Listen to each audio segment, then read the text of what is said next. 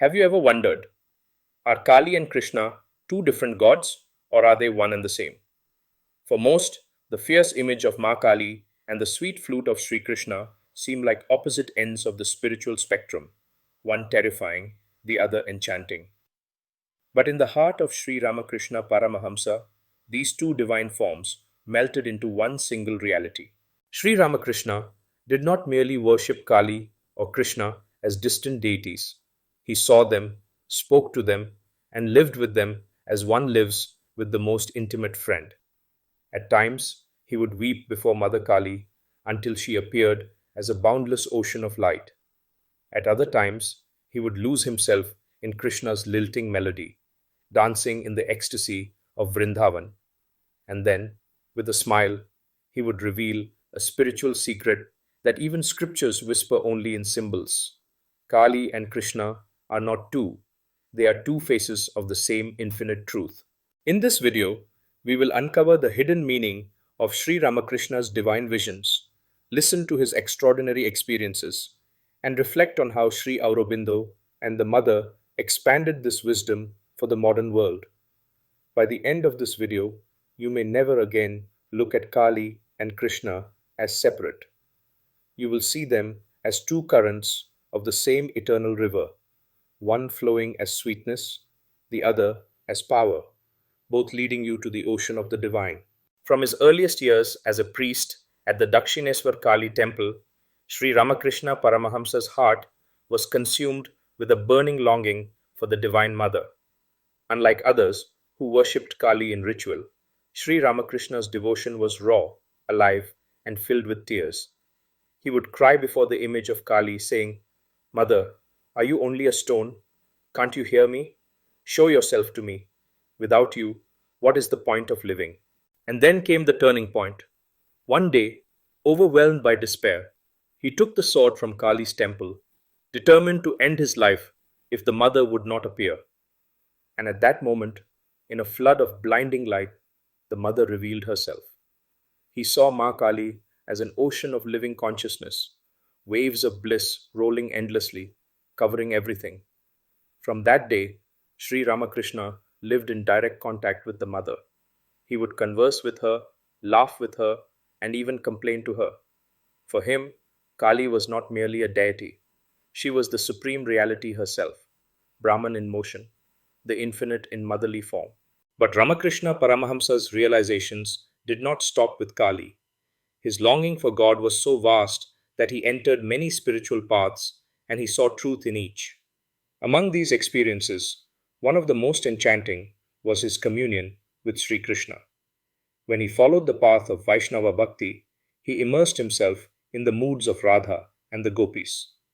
He sang Krishna's name, danced in ecstasy, and often lost himself in visions where he saw the child Krishna playing before him, or the enchanting flute player of Vrindavan.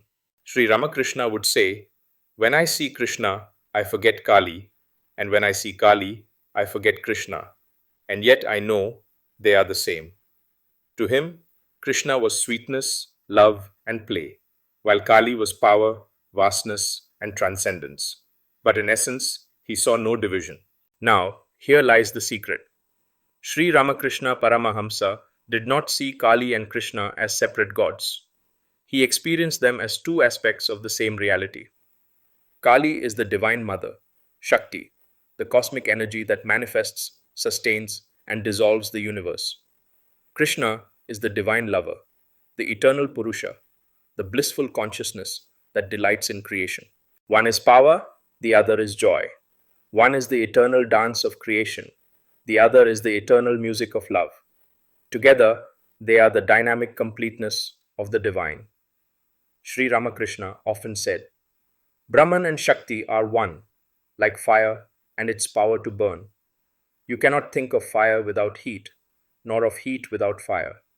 Similarly, you cannot think of Krishna without Kali, nor of Kali without Krishna."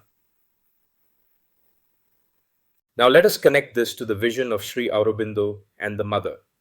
Sri Aurobindo taught that the divine is both static and dynamic. The static, transcendent aspect is the eternal Purusha, which we may see as Krishna's blissful consciousness. The dynamic, creative aspect is the Shakti, which we may see as Kali, the mother who manifests all. The mother explained, to see the Divine Mother in all is to realize the world itself as the play of God, and to love Sri Krishna is to love the sweetness behind all existence. Thus, Sri Aurobindo and the Mother echoed what Sri Ramakrishna had lived, the union of consciousness and energy, of Krishna and Kali, of the lover and the mother. So, what lessons can we take? Do not separate God into compartments. Whether you call upon Krishna or Kali, Mahadev or Vishnu, it is the same ocean of the divine answering you. Balance power and love in your life. Kali teaches us courage, surrender, and facing life's storms. Krishna teaches us joy, sweetness, and play. Together, they make life complete. Live in intimacy with the divine.